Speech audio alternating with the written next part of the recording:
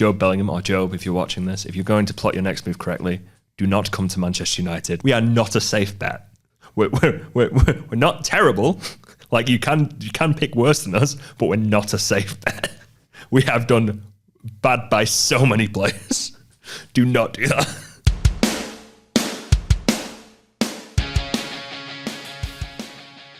Hello and welcome back to The Sportsman Entitled. I am your host for today, replacing Simon. I am Casey Evans, and I am joined, as always, by the lovely, the expert himself for VFL, Gab Sutton. How are you doing today, Gab? I'm really well, thanks, Casey. Keeping warm at the moment, but because it's freezing out there, isn't it? But looking forward to getting stuck into next weekend's action. Yeah, well, I am sat currently at the HQ of Untitled. It is absolutely freezing in the studio, so I feel like I would rather be wrapped up warm. But instead, I am here, and we are going to talk through what is going to be an FA Cup special. But before we get into that, let's have a look back at the weekend just gone, because obviously we've had some big games. Firstly, we had the Lancashire derby. We had Burnley versus Blackburn. Not the best game, but obviously quite consequential in terms of that race for promotion. What did you think of that game, Gab?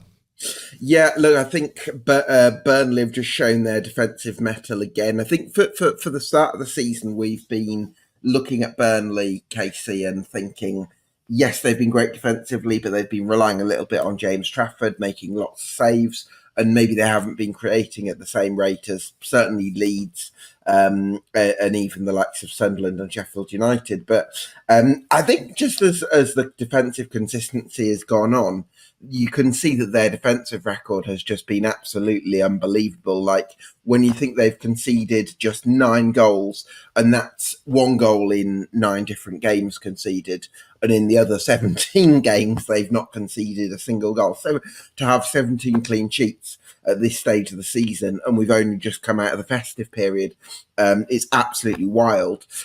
So enormous credit, I think, goes to Burnley for that. I think they're on course to set Championship defensive record history. We'll have to, dust out the record books for that. But still, there's part of me that was questioning whether they will get top 2 just because of whether they're strong enough going forward and whether they create enough chances. But certainly, I think at this point, it's safe to say they're a lock for the top 6. Yeah, I think I saw a stat over the weekend that was talking about the XG conceded. I think that Burnley had about 20 XG conceded, and obviously not only conceded 9 goals, showing how good James Trafford had been. I think in that game, one of the players that really impressed me was Bashir Humphreys, who's on loan from Chelsea. I think they have an option to buy him. And looking at that game, I definitely think they will, because obviously he's been great defensively, and he was really good in the lead up to their creating their chances and the goal. That cross, wasn't it, to the back stick was lovely. It was just weighted perfectly. I mean, I think for a centre-half by trade who can also play at left-back and contribute going forward, I think it's really impressive that he's got that range of qualities, and I'm sure that'll translate nicely higher up the levels. So definitely one with a big future, I think. Yeah, and also at the top, we kind of had, this is kind of the story of 2 keepers, isn't it? Because obviously we're saying about Burnley, they're saying about all the XG conceded, and they were only conceding 9 goals. Leeds were just below them on that table, and they have conceded many, many more, and they conceded a lot at weekend, obviously drawing 3-3 with Hull. Currently still top of the table, currently best placed for, obviously, promotion. But it was kind of a weird match for them. I think, obviously, Hull's been struggling a bit. But to concede 3 and also score 3, it was a wild game, wasn't it, Gab? Yeah, do you know what? We'll touch on the goalkeeping situation, because I really feel for Ilial Meslier, because this is clearly a talented goalkeeper, somebody who I think represented France at youth level, and certainly you don't have the kind of career that he's had in European football without having some sort of talent. But there seems to be this position a little bit like maybe you saw with Loris Karius at Liverpool at the end of his time there, where it's like if you make some high-profile mistakes, almost forget how talented you might be.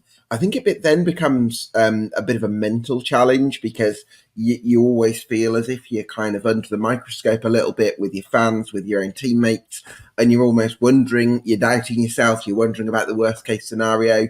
You might not come for a cross, and then you might decide that you should come for it, all that sort of indecision. And that seems to me to be the position that Ilyan Meslier is in at the moment. And I'm just wondering whether it could be best for all parties for Leeds to get in a new goalkeeper and for Ilyan Meslier to maybe rebuild his career somewhere else. Because at the moment it feels like there's a lot of heat on him, there's a lot of pressure, and really maybe he needs to be taken out of the firing line. I mean, the thing with Ilyan Meslier is he's still only really young, like even obviously by goalkeeper standards, but he's still like, he was playing in the Premier League when he was 20 years old. Obviously, I think the problem is that Leeds have gone through quite a lot of stages of playing different styles of football. Like sometimes they're being like, oh, we're trying to stay in the league, here's really defensive. And then they were playing Bielsa and Farke, where it's much more forward thinking. The defensive line's quite forward and he has a lot more space to deal with. And I feel like if you're not the sort of keeper that knows how to deal with the third of the pitch being just given to you to try and defend, then you see these sort of mistakes that he's been making where he's been running out and not knowing whether he should head it, whether he should kick it, whether he should just basically stay in his net. Like it's kind of a very weird situation. And like you said, with the confidence and all that, it's not going to lend to a keeper when you're basically given a 5 options and you don't know which one to pick in those sorts of scenarios. Yeah, absolutely. But I think also I've kind of looked at it there from Meslier's point of view, but I also think from Leeds' point of view, if they had a decent Championship goalkeeper that sort of bred that kind of confidence, I'm not even talking like an amazing shot stopper, but just someone who can come for crosses reliably and do the simple things well and breathe some confidence in the defence. Like with Meslier starting regularly, they're still top of the league. They're still 1 point above Burnley and Sheffield United. Let's say if Leeds had, for instance, James Trafford in goal, or Anthony Patterson of Sunderland for that matter, or certainly Michael Cooper of Sheffield United, I think there's an argument to say that they would be, maybe 10 points clear at the top because they wouldn't have maybe dropped those 6. For instance, they would have won at Sunderland, they would have won at Hull, they would have won at Preston. Very easily that sort of that some of those away games that they've drawn would actually turn into wins, and that point tally could have accelerated quite quickly. So yeah, I think that's an area that Leeds, if they maybe address in January, that's going to make the difference because look, there's 4 teams in this automatic promotion race, isn't there? There's Sunderland, who have been amazing this season. Sheffield United have responded quicker than I expected. Burnley have been rock solid. Leeds have been amazing in terms of the rate of chance creation, and they've got so much squad depth, and they probably would be favourites for automatic promotion. But there are 3 other teams putting the heat on them, and I think Leeds, I'm not sure they can afford to go into the second half of this season with those question marks over the goalkeeping position.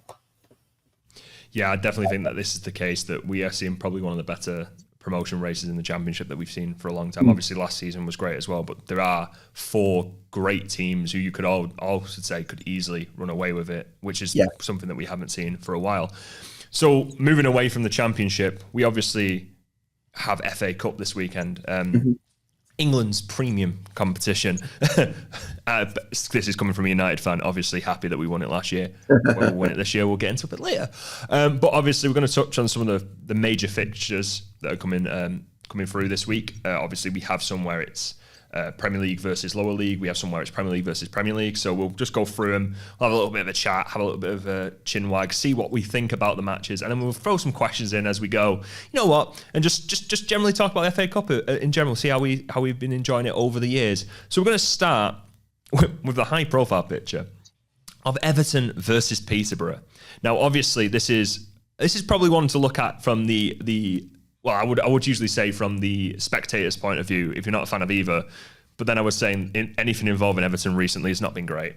Everton have improved in recent weeks defensively, but they've failed to score in 8 of their last 10 games. This fixture's only been played once before as well. I found that out while I was doing some research. Back in 2006, Everton won 2-1. Obviously, very different sides from that time, very different teams, outlays. What do you think of this game? Because obviously, I mean, we might touch on something this later. I think this is one of those games where it could be that the lower league side has a real chance of progressing against one of the bigger giants in the competition. Well, I've been watching Up the Poshcast with several Peterborough fans speaking to Darren McAntony, the chairman and owner. And Darren McAntony said he'd put out the youth team because he thinks that the league games are going to be more important for Peterborough and the EFL trophy. I'm not quite sure Peterborough fans would be delighted with that. I think it's a shame that the game's played on a Thursday night, isn't it? Because that's an inconvenience for fans who would otherwise be able to all travel. You know, there's one or two fans that had spoken about not being able to get 2 days off work that they'd need in order to go to that game. So I do think that's a bit of a shame.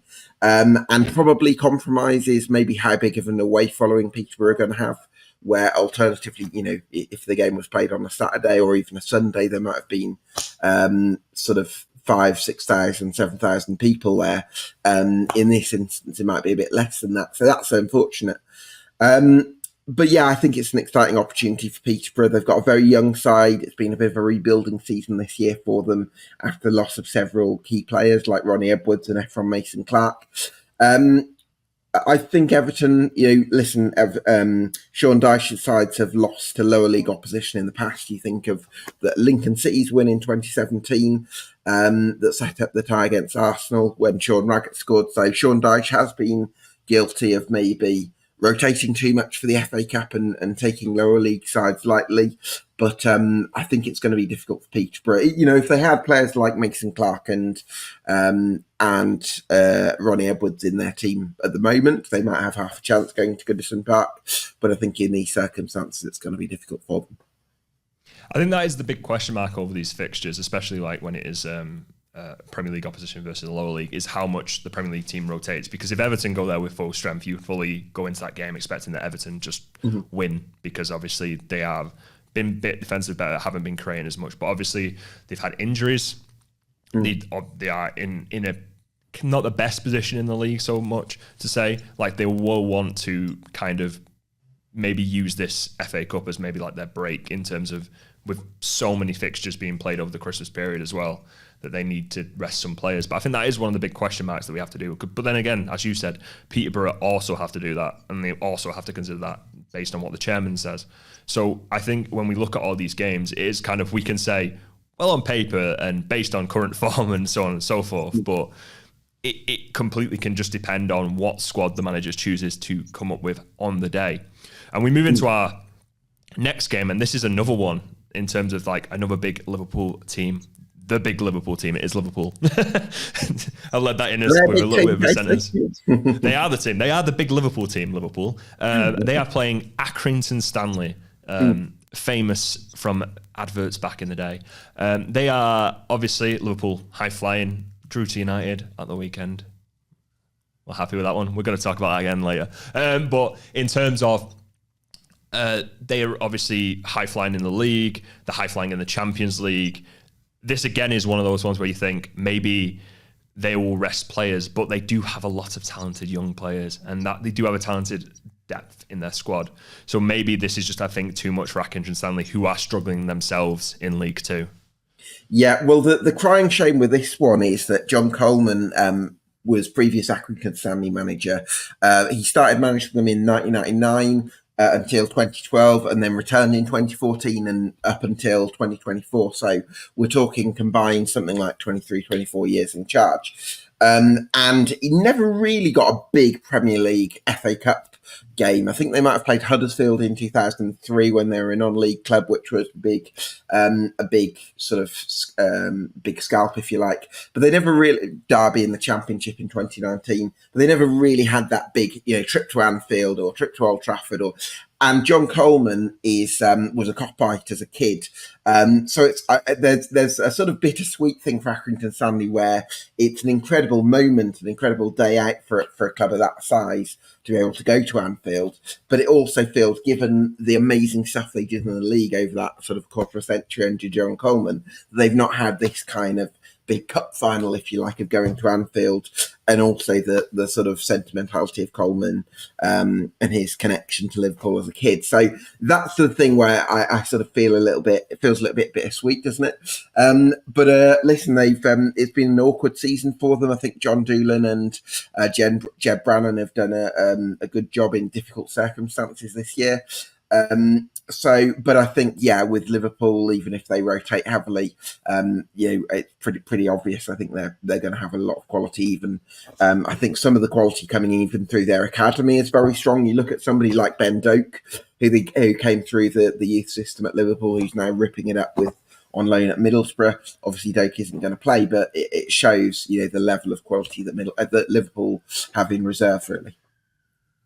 Yeah, because I think Ben Doak's been the subject of multiple transfer speculation recently. So I think that basically Middlesbrough will be hoping that he stays based on how he's been playing. But they obviously have the likes of like Connor Bradley, who hasn't played that many minutes because Trent's been playing. He'll probably get some time. Like Harvey Elliott hasn't. He might get a bit more in the second half of the season, Connor Bradley, with the way Trent Alexander-Arnold's defending. I mean, Tranmere fans might be slightly insulted that Roy Keane suggested that he'd be playing for them with his level of defending. But yeah, like those players like Connor Bradley, like Jarrell Kwanzaa, who's not really been playing recently, Harvey Elliott, they are Premier League standard players, but in that Liverpool squad, they are just like afterthoughts in terms of like you're not going to replace the Virgil van Dijks, your Konates. Sure. And so on and so forth with those sorts of players. So they'll probably get a run out. They'll probably get some minutes. I think they obviously have some more talented youngsters that I cannot remember off the top of my head. I'm trying to remember which one it is, but I do not know. And then, I just think it'll just be too much for Accrington Stanley, really. I just don't see how they'll go through here. I would love it. I mean, it would be great. I think it'd be a great story and a great moment. And obviously, as you said, it's a bittersweet moment, but it'd be still great to have that sort of moment that he could have enjoyed if he was still manager. But it's one of those things like it's the magic of the cup, but sometimes you're not always involved in those moments yourselves. So we're going to just stop and have a little bit break and have a question.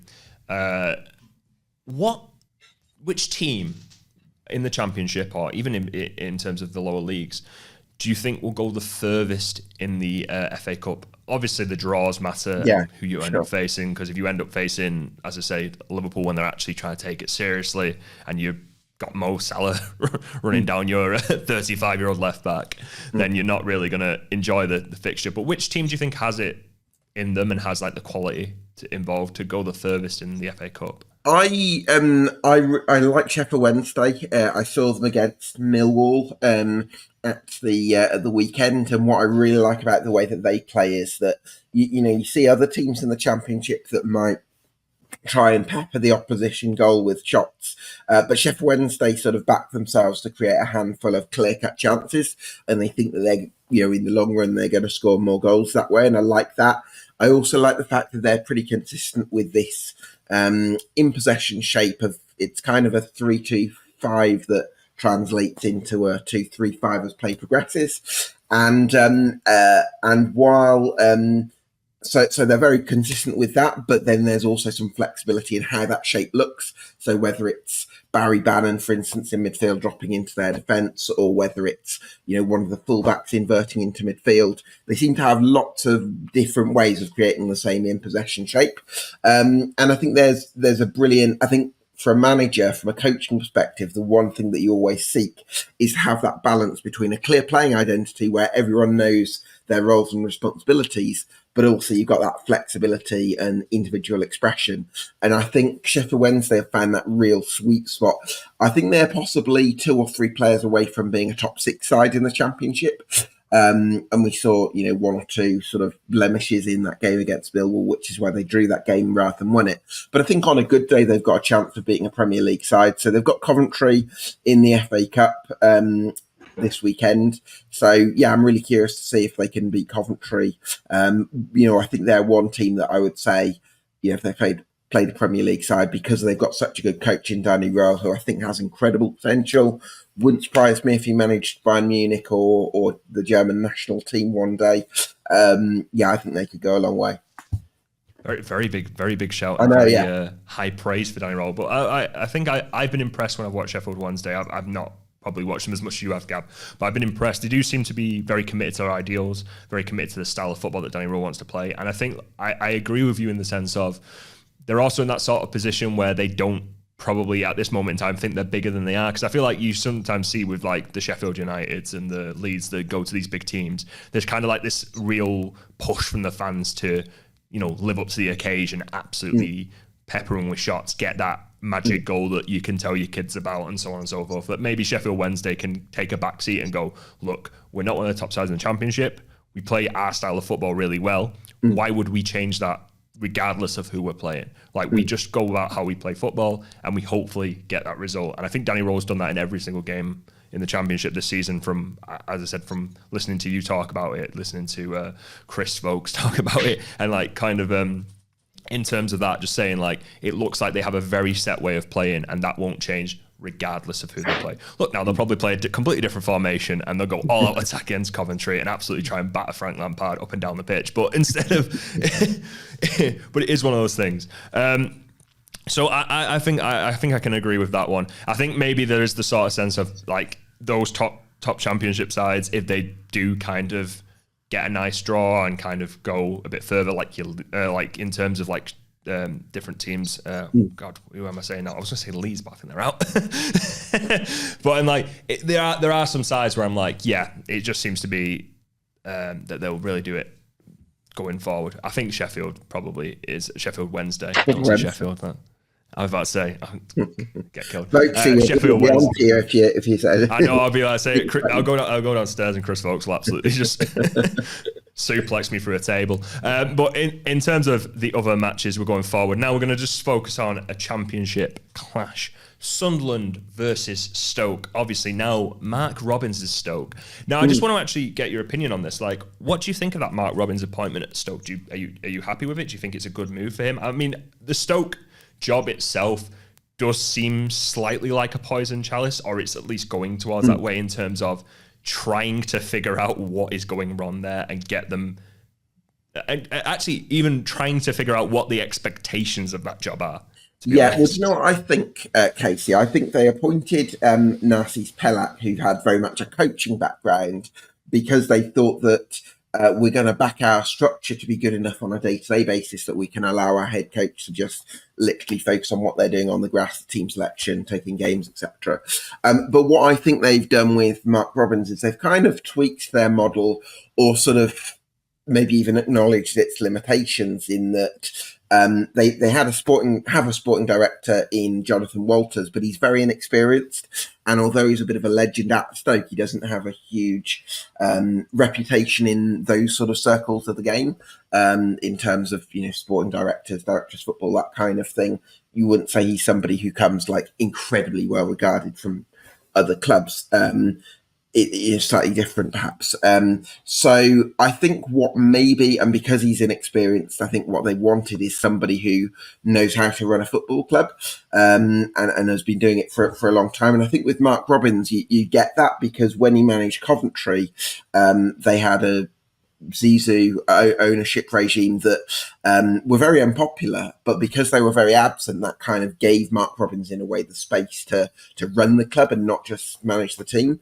And in a way, I think that kind of suits Mark Robins, because he's never been somebody that's very focused on the details on the grass. I think he kind of trusts his right-hand men, his coaches. He had AD Vivash for a long time at Coventry City, and Vivash was the one that was doing a lot of the work on the coaching on the grass. And Mark Robins kind of sort of a bit more big picture, perhaps a bit more overseeing it, and working on a bit more of the operational side. And I think they've kind of appointed Mark Robins with a view to giving Jonathan Walters a bit of help, and actually having somebody who they can rely on to oversee progress at a club over a number of years, which he did incredibly successfully at Coventry City. So I think Stoke City have probably looked at Mark Robins and think, we want a bit of that, and also allowing him to impart some of his insight on Jonathan Walters and help him on his journey. So yeah, I think really, I think it's a good appointment from an operational point of view. The big question is how good the coaches that Mark Robins has brought with him are going to be. James Rowbury has worked with the Welsh FA and I think possibly the England youth setup as well. Very highly regarded as a first team coach, I think, and youth coach at Cardiff City. So he's got a good coaching background, and I think they've appointed Paul Nevin, who's got might have managed England under 20s. So those are two people. So the idea would be that you've got Mark Robins bringing this operational insight and overseeing everything, and with his match day sort of nous. but also you've got good, talented coaches working with him on a day-to-day basis who are doing a lot of stuff on the grass. So the logic is sound, but we've said that a lot about Stoke City, and often the results have actually disappointed over the last 6 years or so. A big question in terms of how it's going to pan out, but I can see where they've gone for him, that's for sure. Yeah, there's always that question mark that's brought over, like, the questions always come from Pep, what managers have managers influenced, and Pep Guardiola always has the massive, like, here's the tree of Pep Guardiola, here's the tiki-taka tree, and all this sort of Juego de Posición and everything. And obviously all this gets criticism back to Ferguson, and it's always like, well, who's he actually influenced? And when I actually look at Mark Robins and see Mark Robins talk and stuff, I do see a lot of, obviously not to the level that Sir Alex Ferguson was, but I see a lot of what Ferguson valued in a football club and what he valued in doing day to day in a football club in Mark Robins. I think that what he does in terms of picking up these like well-regarded coaches who kind of play the style of football that he sees the team fits well, like obviously with Ferguson you had Carlos Queiroz and Rennie Mullenstein and so on and so forth. These were these like McLaren, yeah. I think Mark Robins does that as well. Like he basically exists not as like a manager of a football club, but like actually like a manager that you would have at like say a restaurant or something like that. Just someone who's literally just there and oversees people who do better jobs, like can do the job better than him, and kind of makes it all work. And then occasionally comes in and just gives a hand around someone's shoulder and gives them a little nudge the way that needs to do. And you see that in the way that talks in press conferences as well. That kind of comes across as well. So it is kind of like very mini Ferguson-esque, obviously not as angry or Scottish, but in that sense of he has that little bit of like nous where he's not your traditional manager, but he is the guy who can kind of pull everything together and make everything work under him. And I think that's what you're right. That's what Stoke need right now.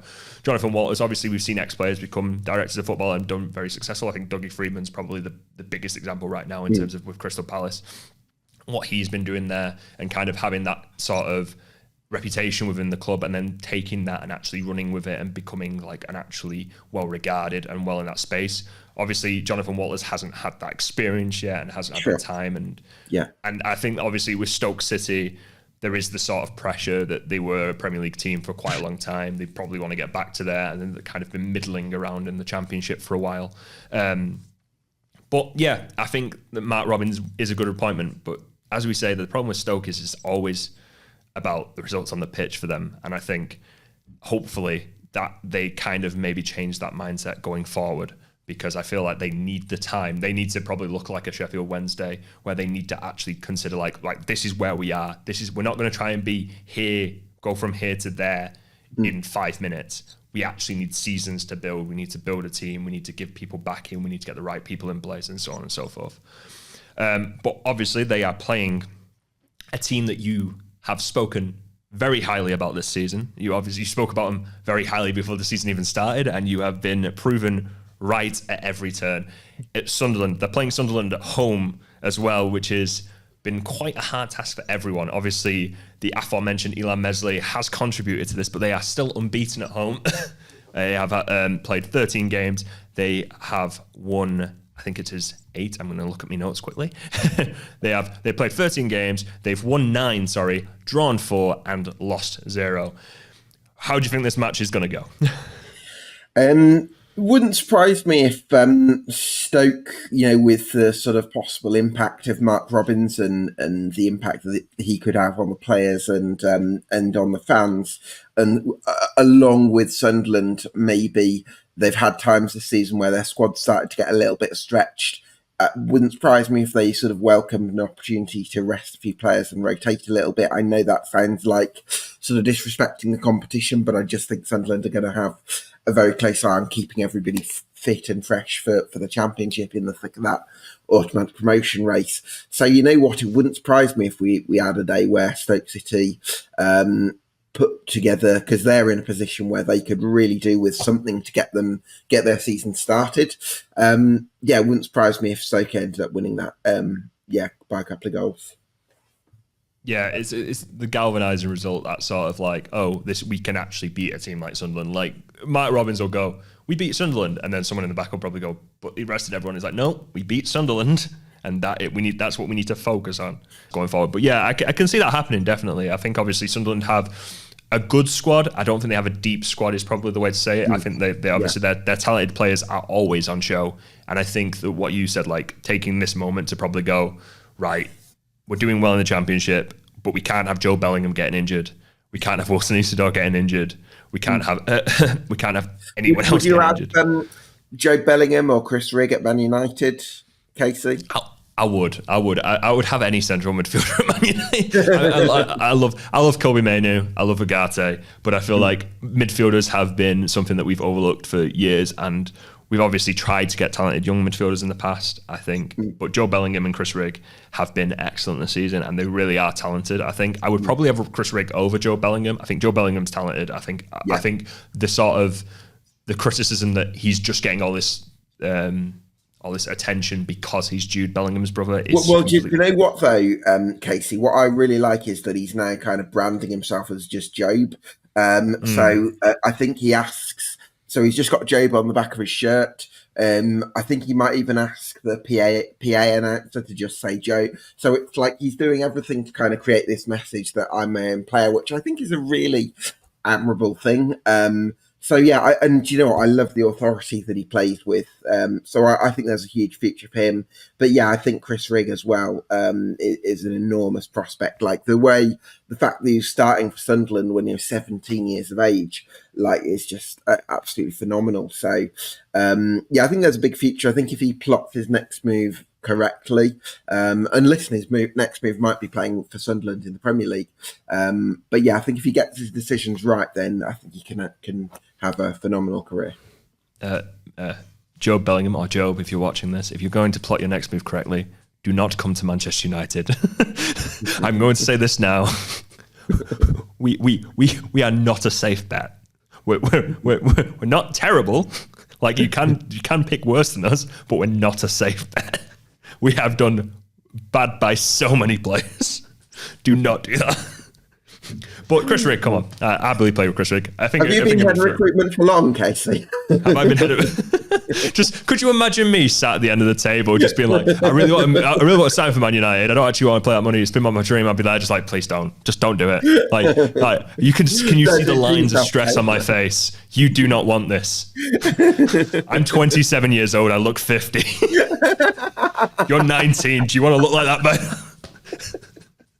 No, but yeah, I'd be, from a fan point of view, I'd be really happy with Chris Rigg. I think he has that. I think we are looking for like more forward-thinking players, so maybe even Joe would fit in quite well with what Amram wants to do with the 10s and so on and so forth. But I think Chris Rigg in every phase of the pitch, like I think defensively, I think carrying the ball up the pitch, I think, which is something that gets overlooked with midfielders, I think quite a lot. Like I think how he actually gets the ball from one end of the pitch to the other is quite good, and in attacking areas as well. I think he is a really well-rounded midfielder, and obviously I'd probably prefer him to stay at somewhere like Sunderland for a bit longer. Obviously he's young, kind of learn his trade. I think at the high end of the Championship and the low end of the Premier League, you learn quite a lot.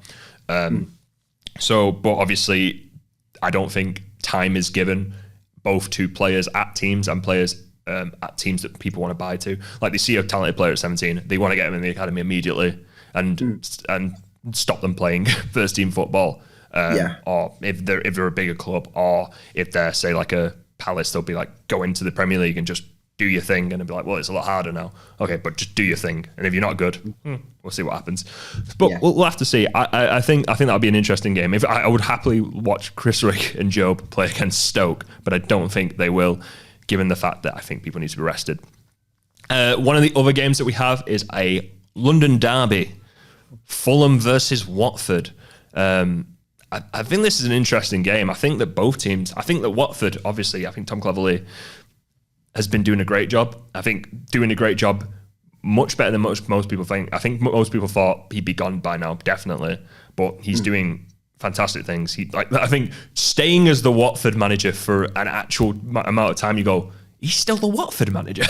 You're doing a decent job there. But obviously they're playing a Fulham side. They're playing a high-flying Fulham side that have been playing really well this season. I think they also probably are thinking, maybe we won't get the European places. We are the kind of in and around it, but maybe we'll fall off towards the end of the season. This might be our chance to actually, go far in a cup, maybe even win it if teams don't take us seriously. I think both sides will probably be up for this one, Gab, don't you think? Yeah, I mean, off the top of my head, I'm not sure if Fulham have ever, in recent years, got to a semi-final. Like, I've got a feeling they might have beaten my team Birmingham in the 1970s or something. But in terms of recent history, I'd be surprised if their FA Cup record is that great. So, yeah, they could look at it and think No Europa League nights, but in the FA Cup from back in the day. They did have the Europa League under Hodgson, didn't they? I think Watford have been having a really most Championship neutrals like myself expected Watford to struggle this season. I think I had them around 20th or something like that, and it felt like they came into the season with what most people thought was a really imbalanced squad, and they didn't really have that core of players that you felt like they could really rely on this season. But Georgie Shakvatadze has kind of delivered on being as good as most people expected in that number 10 role, and he certainly looks like a big prospect. And then you've also got players who have sort of stepped up, like Kwadwo Bar, the wide player who's a bit of a 1v1 specialist, has kind of come out of nowhere. They've got Matty Pollock at centre half, lad who came from Grimsby a few years ago, starting to have probably the best season of his career so far. They've still got issues in midfield because they made Moussa Sissoko captain, and as you'll know, Casey is a Premier League fan, Moussa Sissoko isn't necessarily captain material. And yet, despite some of those issues, they're still sort of in and around it, and Tom Cleverley has built a team around the strengths of the squad while sort of negating a few of their weaknesses. So I'm not sure I think they'll get top six, but they're having a great season. Yeah, I think that's the case with both of them. I think, like, obviously Fulham doing very well. Don't think they'll get top six. Watford doing very well. Don't think they'll get top six. I think they both are in the sort of weird spot where they have incredibly talented players. They have a good manager who seems to be getting the best out of those players and kind of covering over the cracks, but they just don't have that, like, the special sauce, so to speak, in terms of they don't have that, like, that player you're like, oh, that's the person who'll drag you through, like, say, Brentford have Mbuemo, and I'm trying to think of someone else. Nottingham Forest obviously have the likes of, like, Elliot Anderson and so on and so forth, those players that can kind of really push you up to the top level. But I think that game will be good. I think that would be probably one to watch. I'll probably put that out as my fix just to watch out of these FA Cup games from a neutral standpoint, so to speak. So we'll move on to the next one. Let's have a look at what the next game was. I think that we're looking now at one of the bigger games, actually. From a Manchester point of view, Manchester City versus Salford. Now, this is the real. This is me speaking completely biased. I hope a giant killing. But well, can I give you a subplot for this one, Casey? Because I do love a good subplot. Let's go. Let's see what you say. So Salford have got a goalkeeper in Matty Young, who's just turned 18. He's on loan from Sunderland, and he's kept 7 clean sheets, I think, in the last 8 games that he's played since coming into the team. So this is a prodigious talent. For some reason, he wasn't starting for Salford initially. Since he's come into the team, Salford have racked up the clean sheets, and they've literally shot from mid-table into the top 3 of League Two, right? They won at MK Dons at the weekend. And I know that Sunderland fans know he's a prodigious talent, possibly future England material. At Darlington, they said he's better than Jordan Pickford was when he played for them. So Matty Young looks like a really prodigious talent and the next big one on Sunderland's ranks. But Manchester City are reportedly interested in him. So I'm thinking if Matty Young starts for Salford City at Manchester City and has an amazing performance, then is that going to increase the likelihood of Manchester City going for him? There's a real Ferguson going into the dressing room and signing Ronaldo after he's absolutely embarrassed the team. He saves 5 shots from Erling Haaland, and like Pep Guardiola's like, can you play with the ball with your feet? Okay, well, come on, get on the bus. We'll take you back over to the other side of Manchester. Yeah, it is one of those games where it's sort of like, this is the time you want to play Manchester City. Obviously, you wouldn't want to play them a couple of weeks ago, but in terms of, I think actually maybe now might be even better, because I think now City have kind of found their footing in the Premier League. They might actually look at this game and go like, look, we now need to try and get top 4. We're actually kind of playing better football. maybe we take this game and we say, oh, we need to just win it and just kind of like keep that momentum going. Or maybe they go, look, this is the time we rest some guys. We kind of let these young players who we might need later in the season that come in to actually get a game and get 90 minutes under the belt. So if they do need to get thrown in the deep end later on, they're there. And kind of like let them play and just see what happens, because I feel like that's the kind of question mark over this game. And if that happens, I feel like Salford have a really good chance. Obviously, as you said, Matt Young is very good. I want to point out that one of the things that I've noticed, or I was chatting with someone, another journalist, I think it was a few months ago, and he was saying, if you've noticed, a lot of the English keepers that were really young and really good ended up going to Brighton. Back in the day, and it was something apparently that Tony Bloom said, that he wanted to sign a lot of the English keepers because what he figured out is that everyone needs an English keeper because it's like everyone wants one on their books because it's just a nice homegrown slot to have. So he just signed a load of English keepers because he was like, they're just going to get bought. Like they don't even really need to play or be good. It's like someone will sign them just to have them on the books so they can go third slot, English keeper, one in the homegrown. Sweet, move on with our days. So maybe, but they obviously have Verboegen now, so maybe, we don't know. But obviously City are looking for that Edison successor. Ortega's not really ever made that place his, despite there being like question marks whether he was ever going to make that step up and be the first team keeper there. So yeah, maybe that move might happen if he saves 5 shots from Erling Haaland and delivers Salford a famous win at Manchester City. Moving over to the other side of Manchester. Well, it's in London, but the other side of Manchester, Manchester United take on Arsenal. I was very confused. Looking very confused at that link. I was trying to say moving over to the other side of Manchester, but then it had to Manchester, and it's in London. I had to move on to the other side of Manchester, but the game is in London. That's what I was trying to say. Okay, I was going to go moving over to the other side of Manchester, and then just the comments of just being like, the game is at the Emirates were just flashing in my mind, and I was like, I need to make it clear. So moving on to the other side of Manchester for the Manchester United game that is being played in London at the Emirates against Arsenal. This is a big fixture because I feel like both sides are going to be absolutely slogging for this one.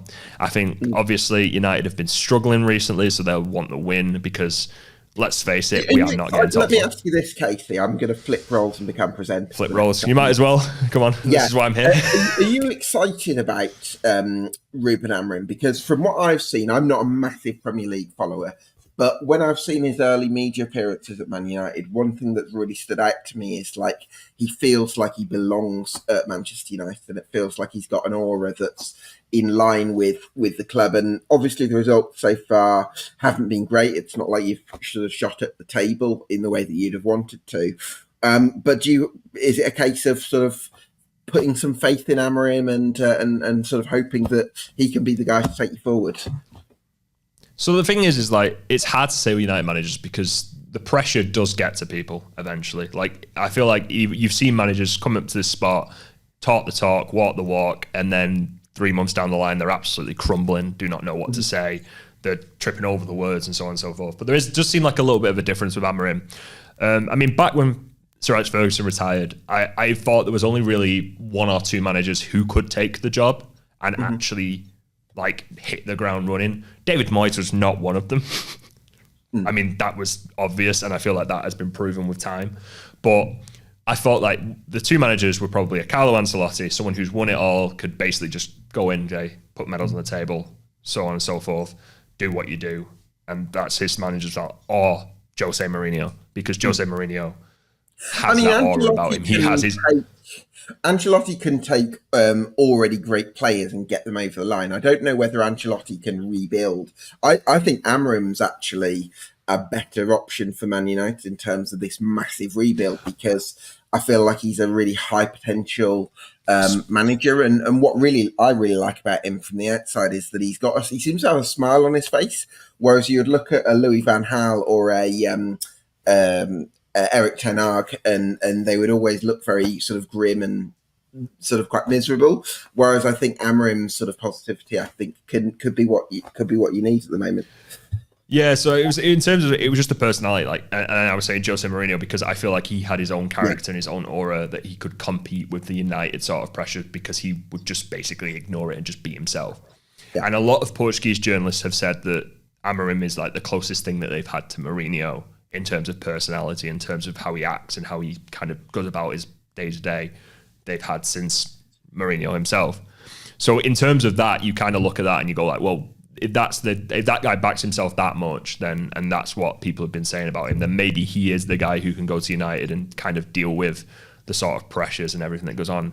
And yeah, I'm happy with how we've played. I mean, I'm not happy with some of the stuff that happens off the pitch, but that's going to happen. I feel like that's been brewing over for a time, and there was definitely going to be some casualties as we go on. Obviously, the Marcus Rashford situation is sad, but at the end of the day, the team comes first, and I would like Rashford to get reintegrated and become part of this United team and become part of the successes that we had, and because he has been part of the successes that we've had since Ferguson.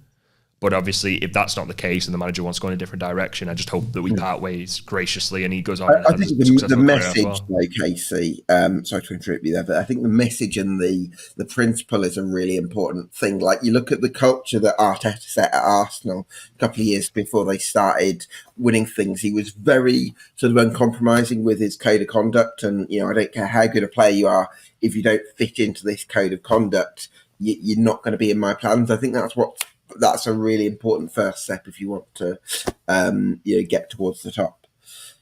Yeah, I think that is the case. And obviously, we've seen some early stages. It's not been great, but obviously we've had the win against City. We had the draw against Liverpool. We played quite well there. There are quite clearly some things there. And I think that the personnel is probably something that will have to change. I think that obviously one of the major issues I have with how this has been handled is that we probably shouldn't have kept Ten Hag and given him money in the summer to sign players when it's quite clear that they didn't want him to stay, and Amorim was going to come in afterwards.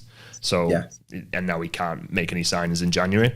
But yeah, I'm optimistic for this game. After seeing yesterday, yesterday, I mean, it's going out the same day, so yeah, yesterday, us against Liverpool, we were much better. Obviously, I think Arsenal go into this wanting to win a trophy. Sure. Obviously, they've not really won a proper trophy under Arteta. When I say proper trophy, when I say proper trophy, I mean Arteta was installed for the FA Cup final, as in he's not really done something there, and then he's won a Community Shield. I think that this is the thing where he has to win a trophy, but we'll have to see how that match goes. Moving on to your corner of concern, Gab. I think that this is your fixture. What is your corner of concern for this week? My corner of concern is Derby County because they've lost their last 3 league games, albeit with some difficult fixtures. More worryingly, perhaps they've only won 3 of their last 17 in the league. And I'm sort of a bit apprehensive about whether they're going to sort of plummet into the relegation equation. When you look at, there's some really good coaches coming into it in the sense of we don't know who Plymouth Argyle are going to appoint. You know, they might appoint Stephen Schumacher and bring him back. You've got Hull City having appointed Ruben Sellers, who's got a really good coaching background. Oxford have just appointed Gary Rowett, who's a really reliable Championship manager. And sort of, I don't quite know whether Mark Stoke, of course, appointed Mark Robbins. I don't quite know whether Paul Warren sort of stacks up to that, given his sort of record at Championship level, albeit on limited resource at Derby. I think that if I was a fan, I would be really proud to have Paul Warren as manager in lots of ways, because I think he's a great... he can bring people together. He's got great people skills. He's sort of a real trailblazer for sort of vulnerability and empathy in modern leadership. And I think he cares about the people that he represents and the people that he manages. And I think those are all really important things. At the same time, I've got some reservations about him tactically as a manager at this level, which is why I think he's done brilliantly in League One. And I think some of those qualities that I've talked about have helped him build promotion-winning sides 3 times at that level with Rotherham and once with Derby. You don't do that if you don't have certain qualities about you. But at the same time, I think once it gets to the Championship level and you're competing against some really experienced managers and some incredibly talented coaches, I'm just not sure he's going to quite cut the mustard. So, look, lots of admiration for Paul Warren as a person, but I'm not sure that he's got a long-term future as a manager at Championship level. And therefore, I also have some concerns about whether Derby County are going to beat the drop. Yeah. let us know in the comments what you think about Gab's take there. Do you think that Derby County will beat the drop, or do you think that they will go down this season? Now, moving on, Gab, what is your Championship treble for this weekend? Well, there's no Championship games on actually this weekend because of the FA Cup. FA Cup treble. My FA Cup treble. There you go. I think it's difficult to look past Liverpool, Chelsea, and Manchester City. I know that's very obvious going for the three big money Premier League clubs against the League Two clubs. But if you get a 1-3 shot or a 1-2 there, then I'm pretty confident that that's going to come on just because of the disparity between those sides. You could maybe add Leeds to beat Harrogate in there as well, but so some games there that I'm pretty confident would be, like, for instance, Morecambe away at Chelsea. Morecambe have a sort of National League North kind of budget in League Two. A lot of the players they've got there probably wouldn't have got opportunities in the Football League if it wasn't for the very specific financial circumstances that Morecambe are in, where they've got ownership issues and they're not sure about where the money's going to come from. So that's dictated their budget. And actually, Derek Adams as manager has done a brilliant job for them to even be, in the mix to try and stay up, because their squad isn't probably at the level in League Two. So up against, a squad like Chelsea that have pumped 1.5 billion into their squad over the last few years. I think it's going to be a massive disparity, and I think that's going to be evident on the pitch. And finally, we have a question for you, Gab. Obviously, New Year's Day, or as the New Year started, Leeds were top of the Championship, Birmingham were top of League One, and Walsall were top of League Two. Who do you think will occupy those spots come New Year 2026? Wow, what a great question. I think if Middlesbrough don't go up this season, I think they're on a good trajectory under Michael Carrick, so possibly them. I think maybe, I quite like Wigan. I quite like the journey that they're on. They've been quite a patient club behind Sean Maloney. It wouldn't surprise me if things clicked for them, so I'll say Wigan. And in League Two, I would go. I'll go with Milton Keynes Dons. Fair enough. I don't know about League Two to make my own shouts, but I'll go with Sheffield Wednesday for based on your emphatic speech about Danny Rowe. If Danny Rowe's still there, Sheffield Wednesday, and I'll go Stockport for League One, because I don't think they'll get promoted this season. But I think they've been playing really well. And they won't have Louis Barry, obviously, but. I think they're doing quite well, and I think they're doing quite good things up north. Yeah. Support your local. Oh, well, not my local, but down the road. But yeah, I think that is everything. Obviously, you can please subscribe to the channel. Please like the video. Please leave a comment. Obviously, what we've talked about today. If you have any opinions on it, if you want to talk about it, if you want to just ask us a question, please let us know down below. And you can also find us on Spotify. And again, we'll be back next Monday. It won't be me. It'll probably be Simon. It'll probably be Gab, as always. And we may have another guest. So thanks again for watching. This is the Sportsman entitled The FA Cup Special. And we'll see you next time.